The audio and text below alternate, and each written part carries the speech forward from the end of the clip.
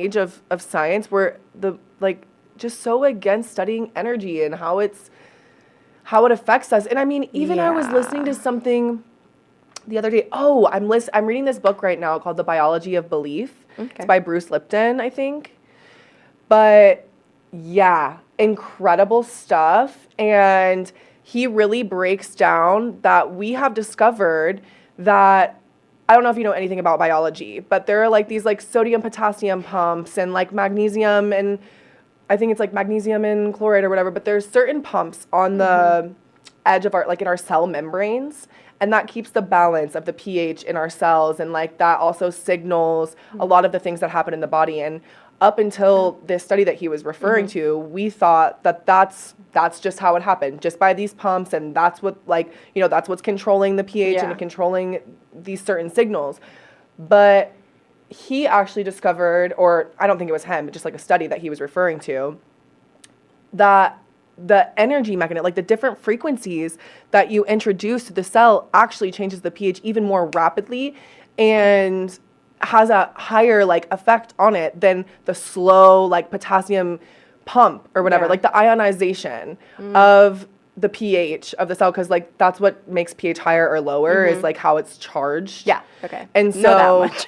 yeah, and so basically like because the pumps are so slow, it's just like a few molecules at a time like going in and out of these pumps. But he noticed, or not him, but the study showed that if you induce a certain frequency, then it can change the pH like instantly of the whole cell, not just like a couple particles, like the whole thing can just change. So it's like crazy. We don't even know how frequency and energy really affects our entire being. Like if that and can I also happen think in there's one cell. something about like society not wanting us to get there. Oh, I agree. I think that there's a huge thing about that, of the general people up above not want. I'm serious. The general people that like control shit, that they don't want us to explore that part of science because it would be dangerous for them, and we wouldn't be as easily controlled and manipulated, because we would have so much more independence. Because spirituality, as we were talking about in our other episode, is that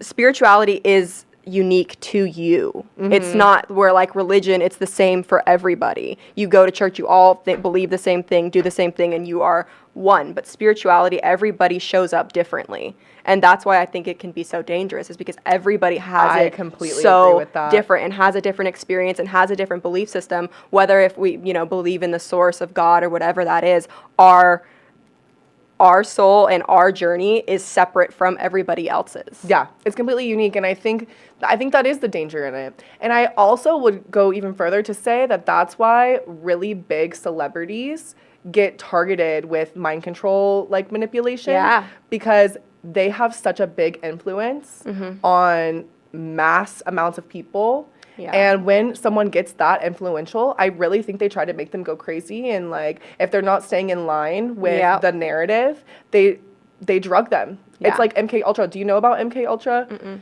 Okay, so it's still happening today. Apparently it's not. The CIA says it's not. It ended in like the 60s or the 70s or whatever, but there are plenty of declassified articles. There's a book called Chaos written by Tom O'Neill that goes into what our government has studied as far as mind control and what drugs and even magnetism and all of these crazy things like psychedelics, different cocktails of drugs, magnets, frequencies, like all of these things have been used and declassified in our government. Like you can find the paper, like this is real studies, and I believe that it's still happening today. I think there's still plenty of aspects of mind control. American Ultra with Jesse Eisenberg and Kristen Stewart, and I feel like it's like he was trained and then he forgot about everything, and then they activated him like later, and he still knew all the training and everything like that.